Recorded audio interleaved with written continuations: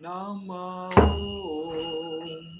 Vishnupadaya Krishna Pristhaya Bhutale Srimate Bhakti Vedanta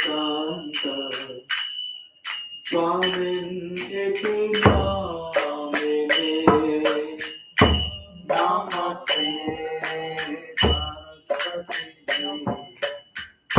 Namo Vishnupadaya Krishna Krishnaya Bhutale Srimate Bhakti Vedanta Swamin iti namine Namo Vishnupadaya Krishna Krishnaya Bhutale Srimati Bhakti Vedanta Swami Niti Namine Namaste Saraswati Devi Gauravani Pracharine Nirvishesha Shunyavadi Paschatya Ishatharine Namaste Saraswati Devi Gauravani Pracharine Nirvishesha Shunyavadi Paschatya Shri Krishna Chaitanya Prabhu Nityananda Shri Advaita Gadadhar Shivasadi Gaur Bhakta Vrinda Shri Krishna Chaitanya Prabhu Nityananda Shri Advaita Gadadhar Shivasadi Gaur Bhakta Vrinda Hare Krishna Krishna Krishna Hare Hare Hare Ram Ram Ram Hare Hare Hare Krishna Krishna Krishna Hare Hare Hare Ram Ram Ram Hare Hare Hare Krishna Krishna Krishna Hare Hare Hare Ram Ram Ram Hare Hare Hare Krishna Krishna Krishna Hare Hare Hare Ram Ram Ram Hare Hare Hare Krishna Krishna Krishna Hare Hare Hare Ram Ram Hare Hare Hare Krishna Krishna Krishna Hare Hare Hare Ram Ram Hare Hare Hare Krishna Krishna Krishna Hare Hare Hare Ram Ram Hare Hare Hare Krishna Krishna Krishna Hare Hare Hare Ram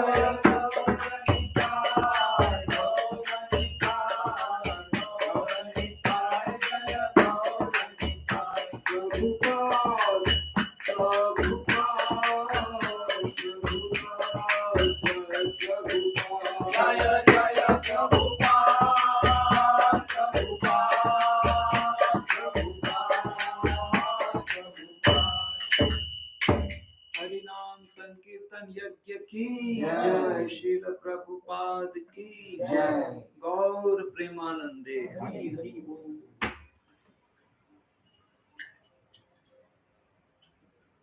Om अज्ञानतिमिरन्धस्य ज्ञानाञ्जनशलाकया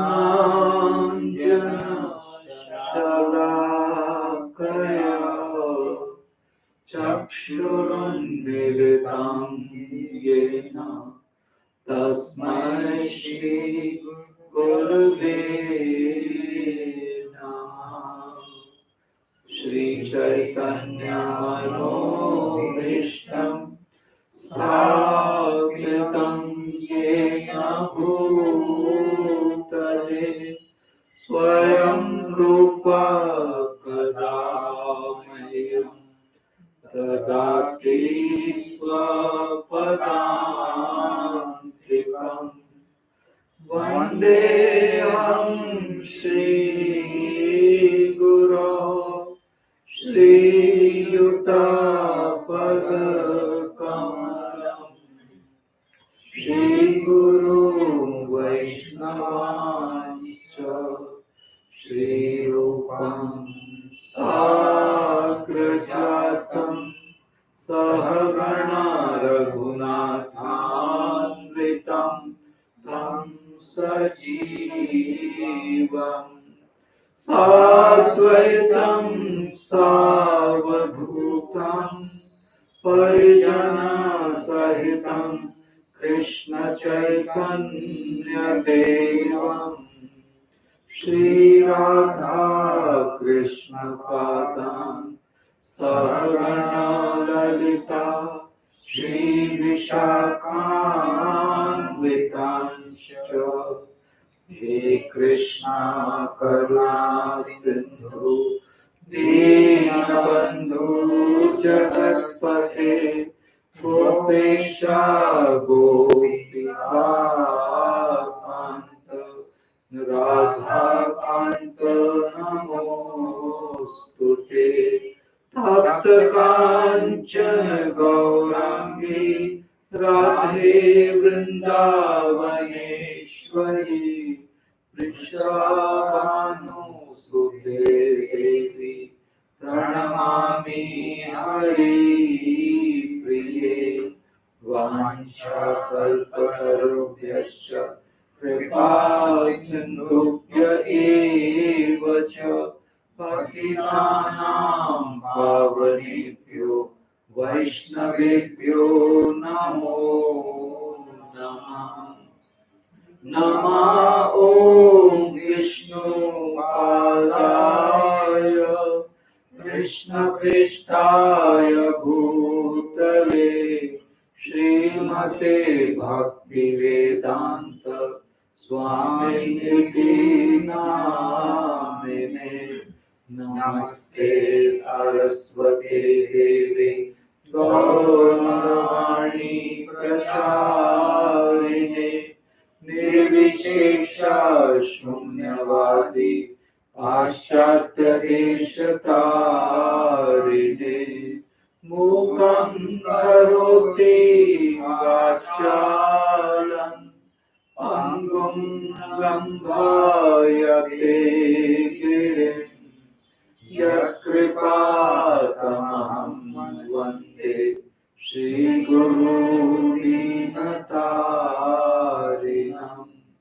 Jai Shri Krishna Chaitanya Prabhu Nityanand Shri Advaita Gadadhar श्रीवासादि Gaur भक्तवृंद। Hare Krishna Krishna Krishna Hare Hare, Hare Ram Ram Ram Hare Hare. Hare Krishna.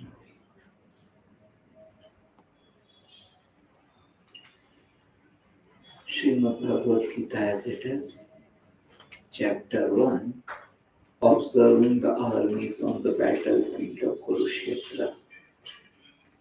Text number 36.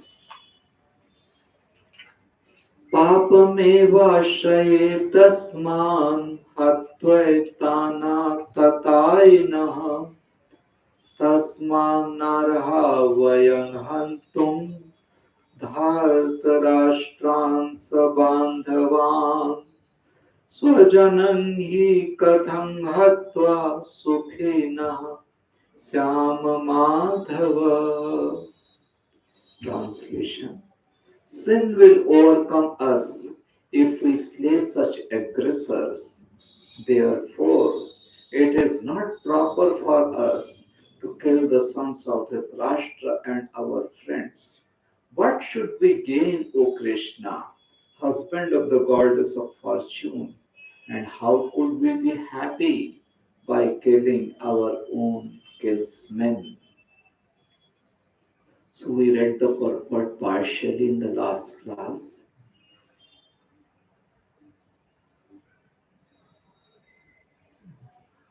Read from the statement. Such killing of aggressors is quite befitting any ordinary man.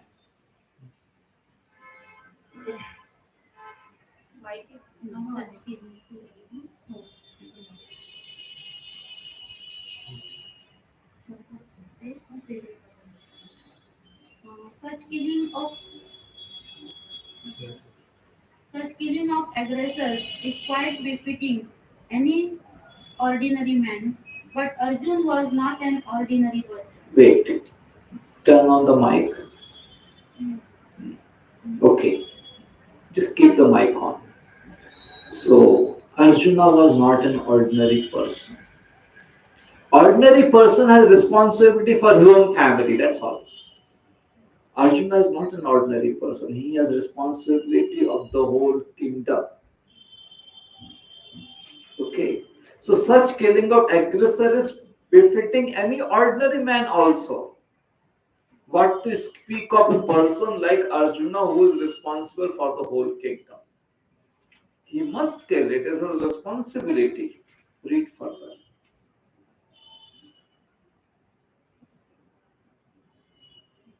He was saintly by character, and therefore he wanted to deal with them in saintliness. Wait.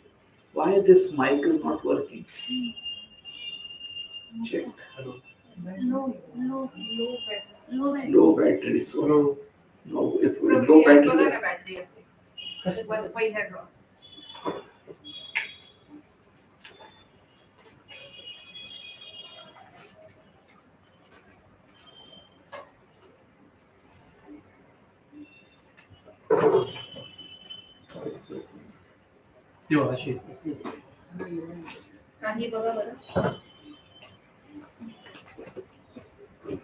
That old battery, you keep it away.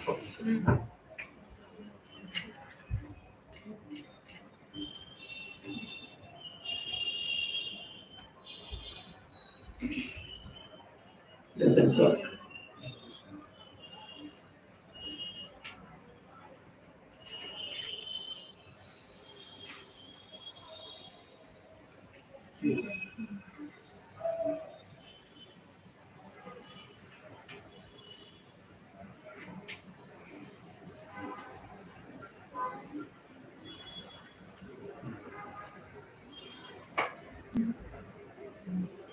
Okay, leave it there. Okay. He was saintly by character and therefore he wanted to deal with them in saintliness. Yes, we have to deal with people in saintliness. However, we have to understand what kind of saintliness I should exhibit towards a certain person. If the person is small child is there, and a grown up person is there, and a thief is there, we are saintly towards each and everyone. But the behavior will change. If a thief is there, That doesn't mean that we will allow him to steal anything from our home. So Arjuna is thinking, Arjuna's understanding of behaving with them in a saintly manner means forgive their sinful behavior. Forgiving is a good quality of a Brahmana. A Brahmana is not a Brahmana if he doesn't have a quality of forgiveness. It is an essential quality of forgiveness. But it is meant for Brahmana. He has to accept all kinds of tribulations upon himself and forgive others. He cannot take any serious action against others. He should not take. He is a Brahmana. Brahmana has responsibility to act upon the level of soul, and thus he should tolerate. But Kshatriya has responsibility towards the whole kingdom. So how can he tolerate? You can tolerate for yourself, but you cannot tolerate for others. Sinful deeds are done towards Pandavas, but it is going to have negative impact upon the whole kingdom. Thus, you cannot tolerate it. This Arjuna is not understanding. So, Arjuna's behavior of saintliness is not going to be acceptable here because Arjuna's level of responsibility is different from the Brahmana's level of responsibility. Brahmana is responsible for his own soul. He has to act accordingly, set a good example for others. But Kshatriya is responsible for the kingdom. So, Arjuna's behavior of this kind of saintliness is not acceptable. He has to behave in a saintly manner in another way. That means by punishing the sinful people. Read further. This kind of saintliness, however, is not for a Kshatriya.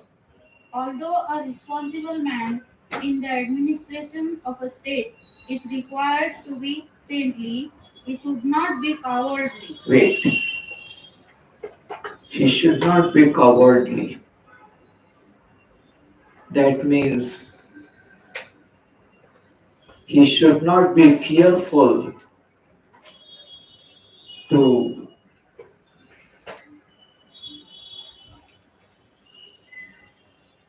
to punish the sinful people. He should not be fearful to fight against the sinful doers. So he should be saintly, but not cowardly. If a Kshatriya person is behaving, I will give you a simple example. A small child, if he says that I cannot walk this much distance, a small child says, fine, parents will take him on the lap. But a grown up person says, I cannot walk for this much distance, then he will be taken to the hospital. How can you cannot walk for so much distance? Isn't it? So, small child, fine, understandable. But grown up person, if he is saying like this, that means he is very weak. How can such a grown up person is so weak? So similarly, Brahmana, he is forgiving, acceptable. Kshatriya, he is behaving like this. How it is acceptable? Not acceptable. That means he is cowardly, not acceptable. Read further. For example, Lord Ram was so saintly that people even now are anxious to live in the kingdom of Lord Ram, Ramraj. But Lord Ram never showed any cowardice. Ravan was an aggressor against Ram because Ravan kidnapped Ram's wife, Sita. But Lord Ram gave him sufficient lessons, unparalleled in the history of the world. Wait. So see, Shiv Prabhupada is giving the example of Ram. Who can be a better saintly character than Ram? But he punished Ravan. So you can be a saintly, but you have to exhibit saintliness from your platform. You cannot copy the saintliness of others. Read further. In Arjun's case, however, one should consider the special type of aggressor, namely his own grandfather, own teacher, friends, sons, grandsons, etc. Because of them, Arjun thought that we should not take the severe steps necessary against ordinary aggressors. So Arjuna is saying that, oh, these are my relatives, so I cannot take such serious steps against them. They may be your relatives, but your relation is not bound, not limited to only these people. Your relation is extended towards the whole kingdom. So you have to be responsible towards them also. So you cannot say like this that I cannot take serious actions. You must take serious action to protect the whole kingdom. Read further. Besides that, saintly persons are advised to forgive. Such injunctions for saintly persons are more important than any political emergency. It's acceptable for saintly person who is a Brahmana, not for a Kshatriya. Read further. Arjun considered that rather than kill his own kinsman for political reasons, it would be better to forgive them on grounds of religion and saintly behavior. He did not therefore consider such killing profitable simply for the matter of temporary bodily happiness. After all, kingdoms and pleasures derived therefrom are not permanent. So why should he risk his life and eternal salvation by killing his own kinsman? Wait. So Arjuna is thinking very much in the bodily terms. He is not at all thinking in terms of his responsibility towards kingdom. That is why he is saying like this, that what is the profit in killing them? Simply bodily happiness will acquire. This is not so good like that. And after all, the kingdom and all these pleasures are not permanent. But this is not the way Arjuna should be thinking. Arjuna should be thinking to establish the religion in the whole kingdom. Okay, but Arjuna is thinking only in bodily terms. Read further. Arjun's addressing of Krishna as Madhav or the husband of goddess of fortune is also significant in this connection. He wanted to point out to Krishna that as the husband of the goddess of fortune, he should not induce in Arjun to take up a matter which would ultimately bring about misfortune. Wait. So Arjuna is saying, you are husband of goddess of fortune, and you are asking me to kill all these my relatives. This is unfortunate to lose all the relatives. So you are husband of goddess of fortune. Why are you bringing misfortune in my life? Read further. Krishna, however, never brings misfortune to anyone, to say nothing of his devotees. Yeah. So Krishna never brings misfortune. Okay. Even for the materialistic people, Krishna will not bring misfortune to them. If you have done sinful activity, you will get sinful result. Only based on your activity, you will get the sinful reaction, not more. Krishna is not going to bring misfortune. Rather, Krishna, although you have done sinful deeds and you are getting sinful reaction, but Krishna is always there to help you, to accompany you, to guide you. So Krishna never brings misfortune. Krishna is always trying to bring the good fortune in our life. We don't accept that good fortune, that is another issue. But Krishna is always there to support us, to offer good fortune in our life. So Krishna never brings misfortune even for the materialistic people. Then what to speak of devotees? Krishna will never bring misfortune for the devotees. So this is what Arjuna is saying, that I am devoted to you. Why are you bringing such misfortune in my life by killing all these relatives? But Arjuna doesn't understand that what is good fortune and what is misfortune. If your relatives are sinful, better they die. If they are so sinful, better they die. Very difficult to accept. Very difficult to accept in, I mean, for a common family person. Very difficult. But this is the principle. I will give you one example. 500 years back, when Sri Chaitanya Mahaprabhu went to Jagannath Puri, so mm, he stayed at for a few days at Sarvam Bhattacharya's home. It's very close to Jagannath temple. So Sarvam Bhattacharya, that time, he was not devotee of Krishna. He was devotee of Krishna, but his understanding about Krishna was Mayavadi. Okay. So, and he never accepted Sri Chaitanya Mahaprabhu as the Supreme Lord. Chaitanya Mahaprabhu just arrived at Sarvam at Jagannath Puri, and the first residence was at Sarvam Bhattacharya's home. Out of here is sannyasi Chaitanya Mahaprabhu and Sarvam Bhattacharya, saintly person, sannyasi should be respected, just like so many Varkaris have come today in Pune. So many families may have given their home for some people to stay, like that. So as Chaitanya Mahaprabhu has come, so Sarvam Bhattacharya offered his home for Chaitanya Mahaprabhu to stay. Because he's a sannyasi, saintly person should be respected, served like that. So Sarvam Bhattacharya did not accept Chaitanya Mahaprabhu as God. And anyway, his understanding about God was impersonal.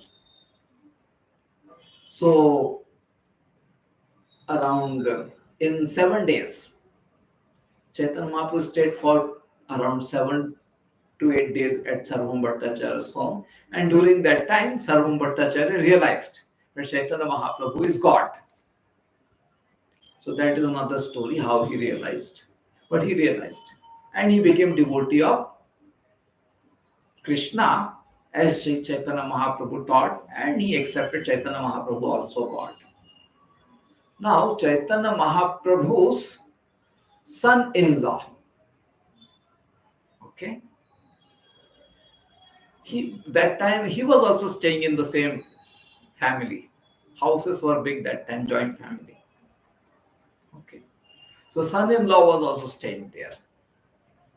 The son in law was very much critical towards Chaitanya Mahaprabhu, very much criticizing. He did not accept Chaitanya Mahaprabhu as God, very much critical. And he would always take opportunity to blaspheme Sri Chaitanya Mahaprabhu. Now, so it would be very painful for Sarvam Bhattacharya. Imagine, imagine some very, very dear guests have come to your home and your neighbor criticize them. Will you appreciate it? You cannot. They are very dear to you and they are criticizing. Much more pain than that. Sarvam Bhattacharya felt. His wife felt that our son-in-law is criticizing Sri Chaitanya Mahaprabhu, who is Supreme Personality of Godhead. So, Sarvam Bhattacharya's wife, she said, better our daughter become what? Widow. Better our daughter become widow. That will be better. Good. than to hear the criticism of the son-in-law. You see. So what I said may be appearing too harsh, but it has happened. You know, I mean, to say that our daughter become widow is not so easy, isn't it? It's so painful. And it's not that daughter is too old. Daughter is young. And she is saying that better our daughter become widow. And who is saying? Lady is saying. Uh, Sarvam Bhattacharya would have said, okay, fine. Yeah, he is not having that much emotion. But wife is saying, better our daughter become widow. She understands what it means to become widow. Isn't she? She's lady. And she is saying, better our daughter become widow. It's like that. So, point is that even if your relatives, they are against the dharma, which is going to bring high misfortune in our life, better they are away. And Chanakya Pandit also has said the same thing. Chanakya Pandit says, if your finger is going to cause problem in the hand, better cut off that finger.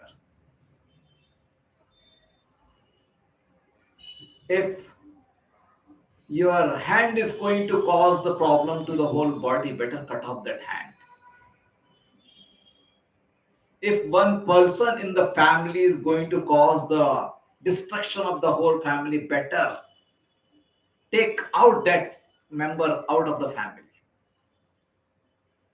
Like that he said.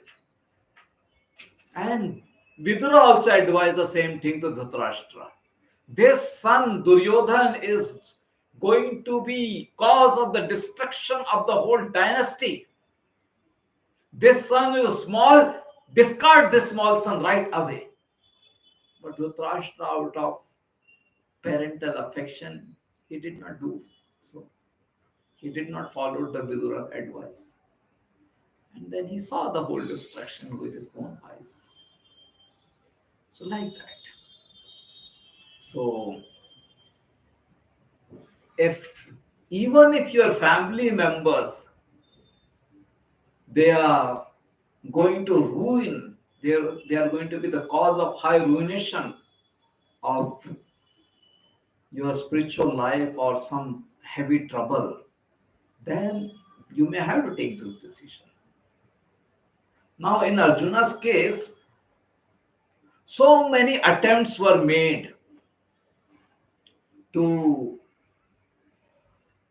keep the family relation peaceful. So many attempts were made. All attempts got failed. All attempts got failed, and the consequence was now that irreligion is going to spread in the whole kingdom because of Duryodhana, because he is a king. So, what to do? When all attempts failed to stop the irreligion, then the only alternative remained was to kill them. So, that's what Arjuna was told, that these irreligious people are going to destroy the whole kingdom. Better keep them away. Just kill them. So, Arjuna should understand it. So, Krishna never brings misfortune to anyone. Okay, even to the devotees. Okay, he doesn't bring misfortune to common people. Then what to speak of devotees? He will never bring misfortune. But we should be ready to accept Krishna's fortune which he is offering. We should be ready to accept what is the fortune which Krishna is offering. We should not be we should not be attached to the misfortune, or I would say we should not be holding on to the misfortune of our life because of our material attachment. Okay, we should not be holding on to misfortune of our life because of material attachment. Just Bhakti Siddhanta Saraswati Srila Prabhupada's guru, he tells one simple story. This is a story of old times. Doesn't apply to the modern people. They can't relate to it. But just to make you understand. There was a well in a family. That earlier, every family was having well, isn't it? Cows like this. So there was a well in the family, very old well. So all the family members they would take the water from that well for their family need. That was very old well, generations old. Now it so happened that now this well water was not so good. It has become spoiled, and to use that water would be harmful for the health. So it was told that we should close this well. But the elderly man of that family, he said, no, no, no, how can we do this?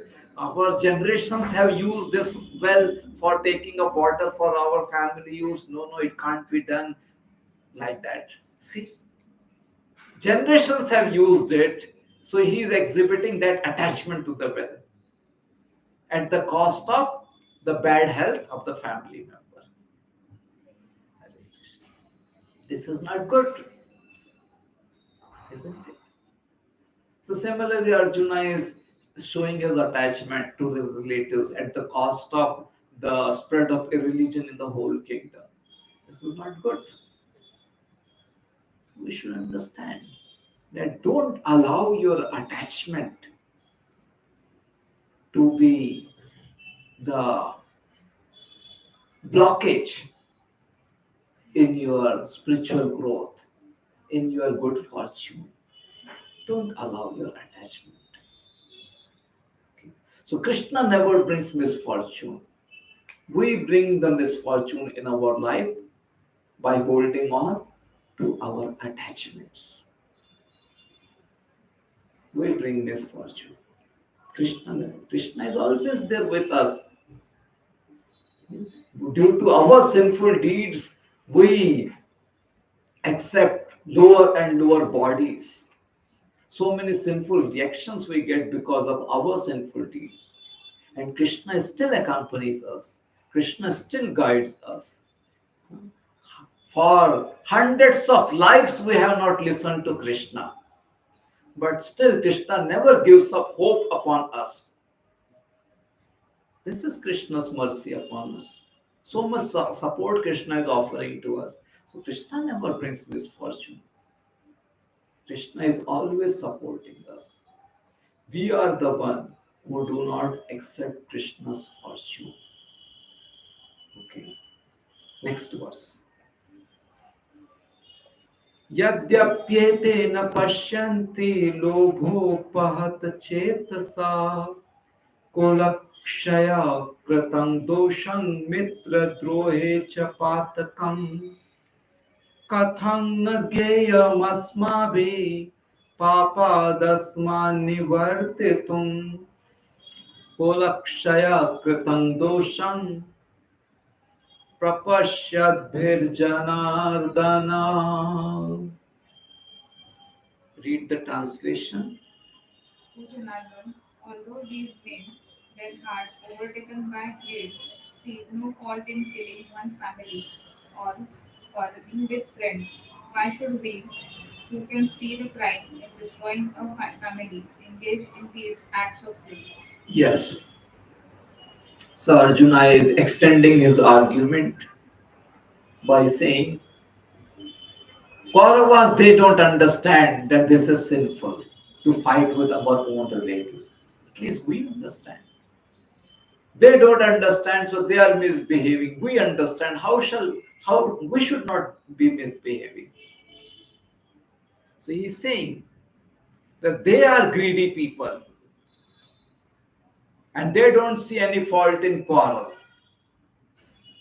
So they are fighting, but we are understanding. We are civilized people, we should see the crime in these activities.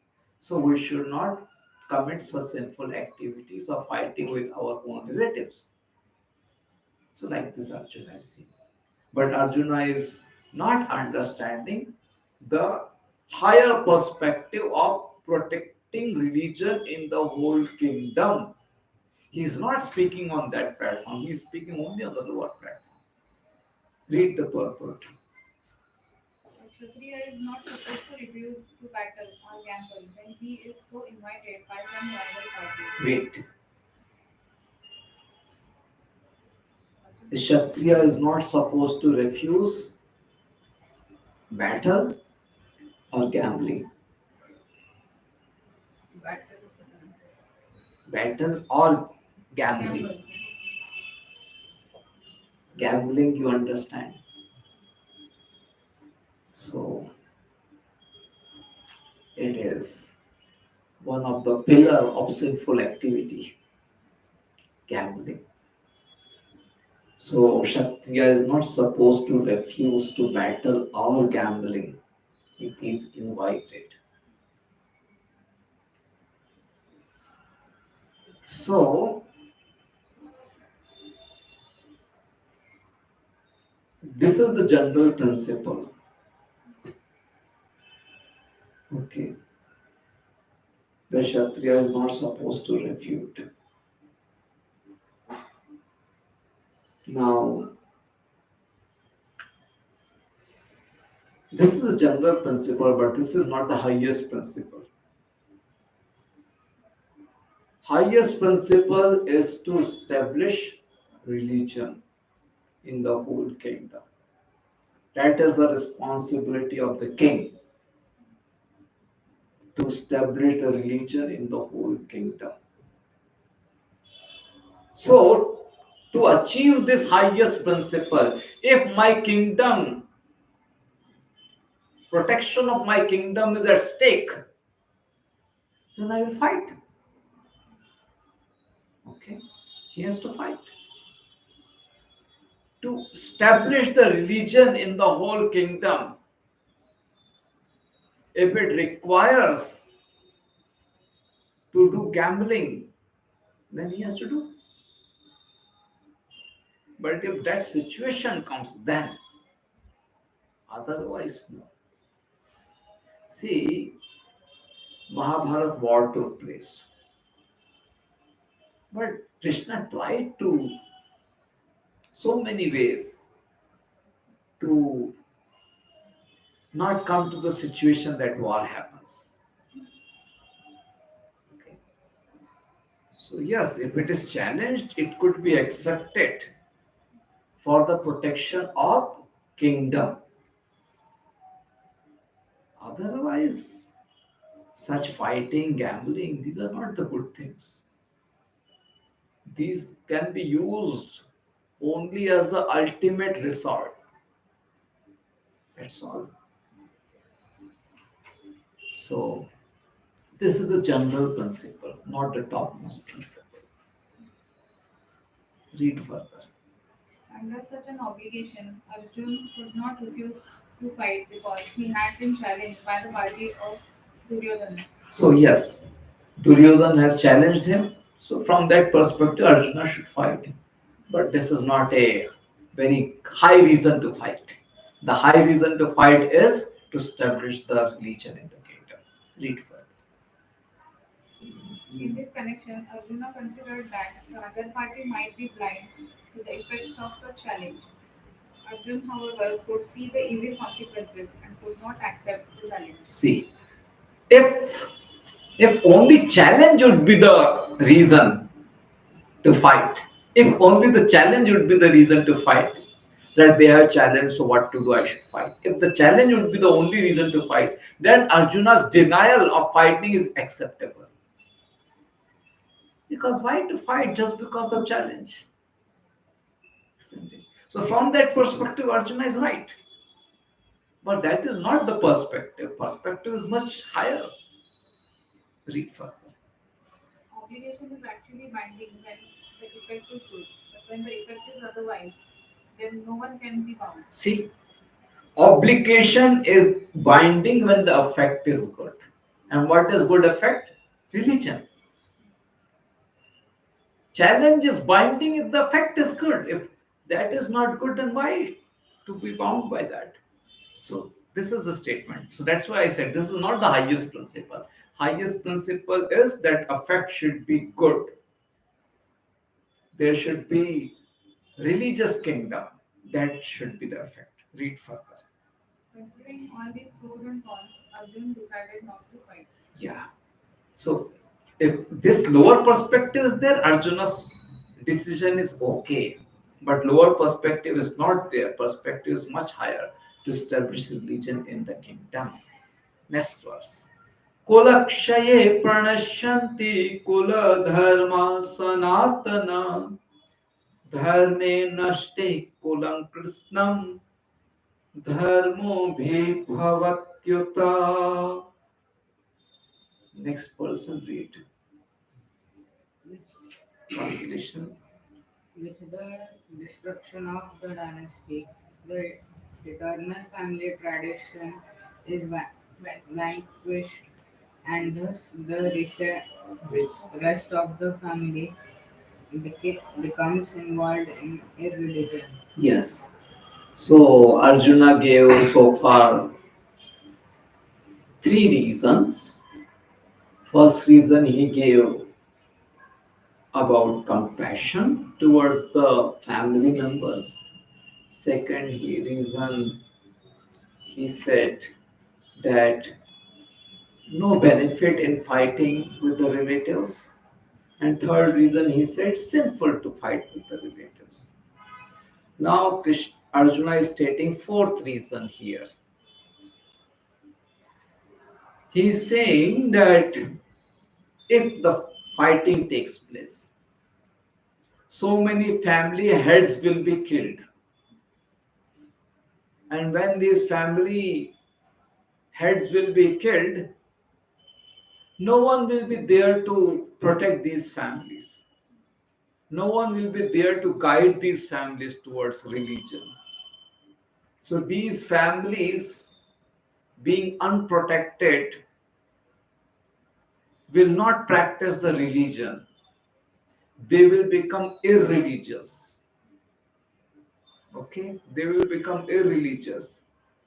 And thus, the religious tradition which has been going on in the family for so many generations, that eternal family tradition will be destroyed because the whole family has become involved in a religion. So Arjuna is also talking about protection of religion, but he is talking in a very different terms. He is saying that the war takes place, then a religion will happen. And Krishna is saying if war takes place, then a religion will stop. Both of their logic are different. Arjuna's logic is if war takes place, all the family heads will be killed. If the family heads will be killed, then these no one will be there to protect the family. No one is there to protect the family. No one is there to guide the family in the religious path. Then they will practice irreligion. This is Arjuna's logic. Krishna's logic is that if war takes place, then the irreligious king Duryodhan will be killed. All the other Kshatriyas who are supporting this irreligious Duryodhan, they will all be killed. And who will remain will be only religious personality. Yudhishthir, being the embodiment of religion, will become the king of the whole planet Earth. And he will rule the whole kingdom with religion. He will guide the whole kingdom with religion. And thus the religion will spread in the whole family. Whose logic is correct? Both the logic appears to be right. Whose logic is more right? That is the question. As far as Arjuna's logic is concerned, he is saying that the head of the family should be protected. But head of the kingdom is irreligious person. If the head of the kingdom is irreligious person, he will influence all the families, including the head of the families. So head of the kingdom is irreligious, that will make the head of the family is also irreligious, and thus the family will become irreligious. You understand? Arjuna's logic is, if the head of the family is protected, then the family will be religious. But Krishna is saying no, that head of the family will also become irreligious, because head of the kingdom is irreligious. So this logic Arjuna is not understanding. Krishna is understanding. And that is why he's saying all the head of the kingdom should be killed who are irreligious, and the head of the family should also be killed who are irreligious. You understand? So like that. So Arjuna is also concerned about religion, but his concern is not, I mean, his concern is right, but his judgment is not right out of that concern. Okay. His concern is right, but his judgment is wrong. You are concerned that your child should be healthy. You are concerned that your child should be educated. But the school in which you have admitted your child for good education may spoil your child, isn't it? You are concerned that your child should be educated, but outcome could be wrong. You understand? So like that. So concern is right, but the decision which Arjuna is making is wrong. Okay. Yes. Read the purport.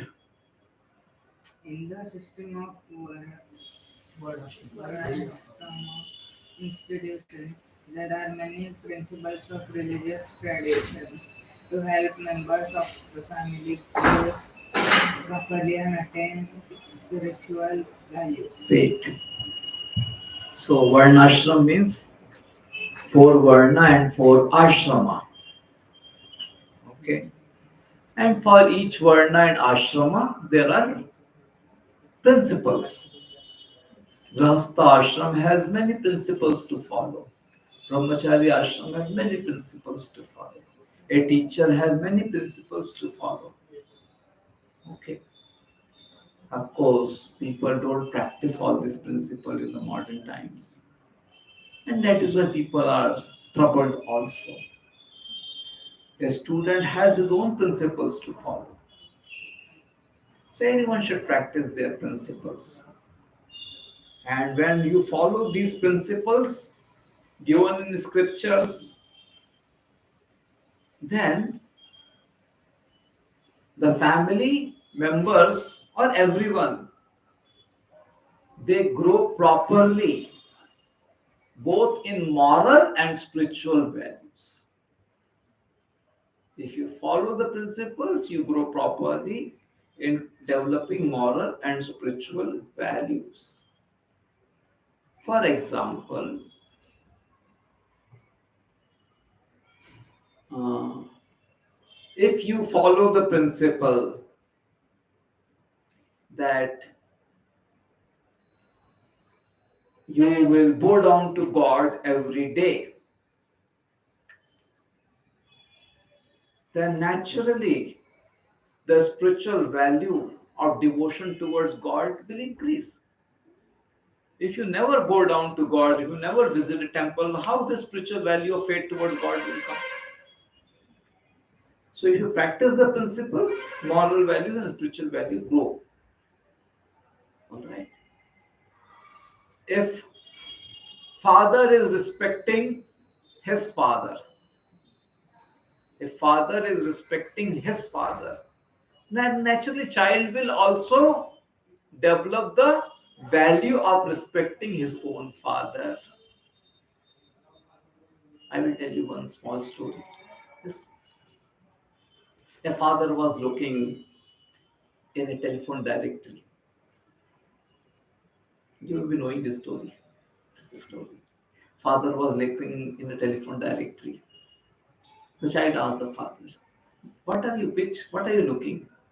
"I am looking for an old age home." for my father. So child said, give me that number to me also. So you understood? So like that. So how you do same kind word, I mean the way you are behaving, that kind of values you will inculcate. So if you practice the principles given in the scriptures, then you will develop moral and spiritual values nicely. Read further.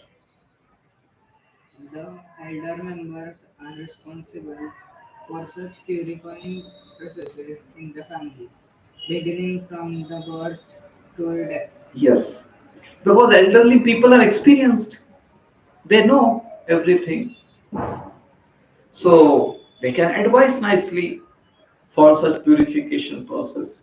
And it begins before birth and it continues after death. Before birth and after death. In the modern times, no one follows such purification process. You know, no one follows.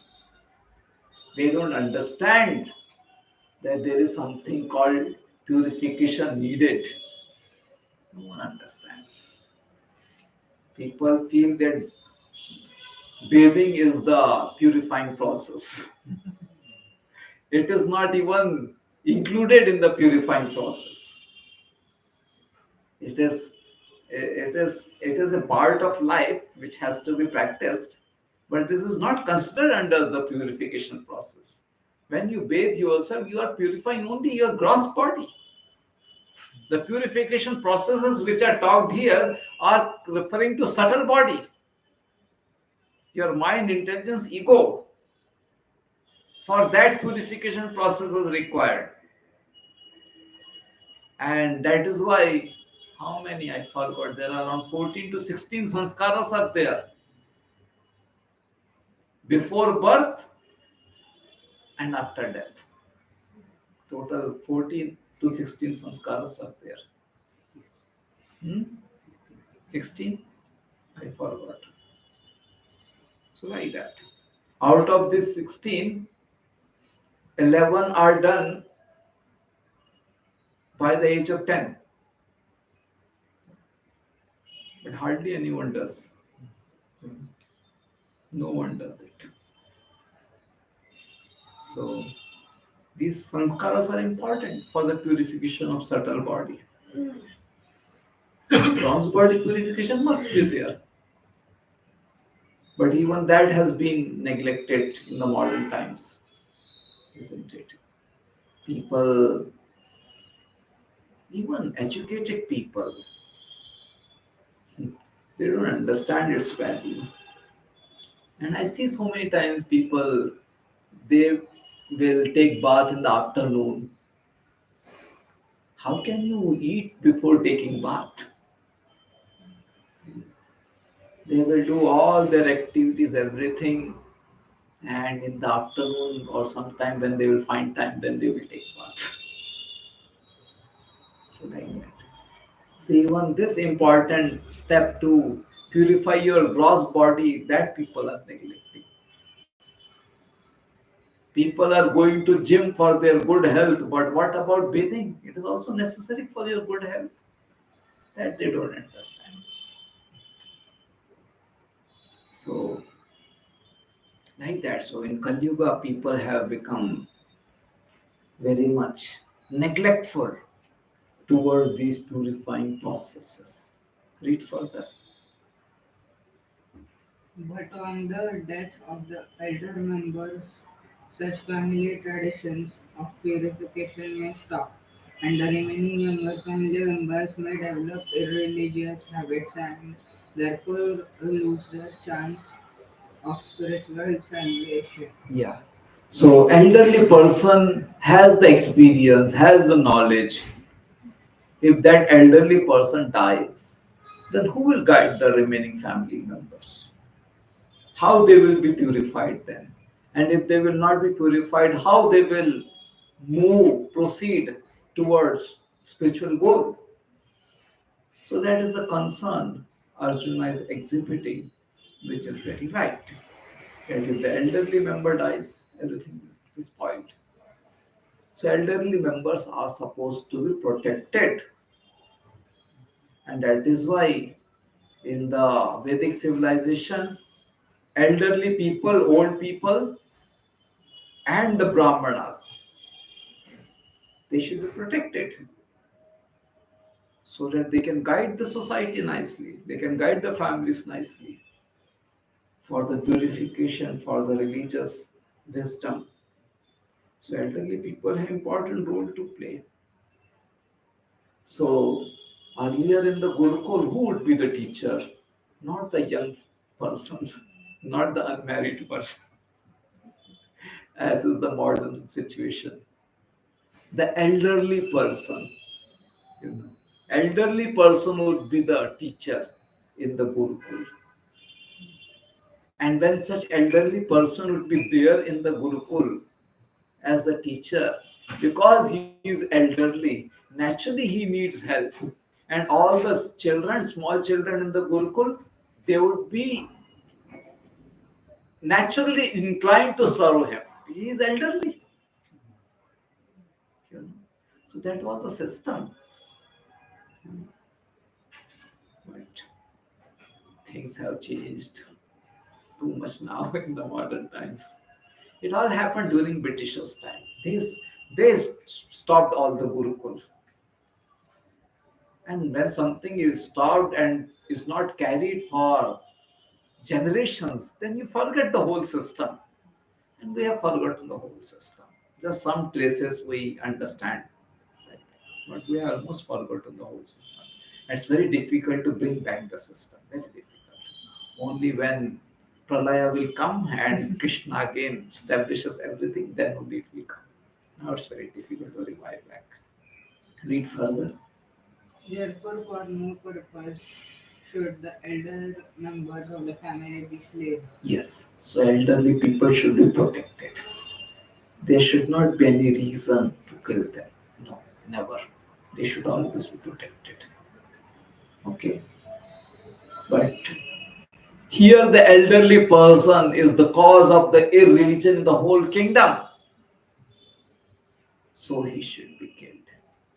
Bhishma Pitama, he's elderly man, topmost elderly man. But he's the cause of the irreligion in the whole kingdom. He's protecting, he's supporting Duryodhan. See, everyone got killed. But Dhritarashtra, he didn't came to fight. He was not killed. Yudhishthir protected him. So elderly people are normally not killed. But if they are going to bring the misfortune to the whole kingdom, then they may be. Okay? Thank you. We'll stop now. Srila Prabhupada ki jai. Any clarification anyone needs?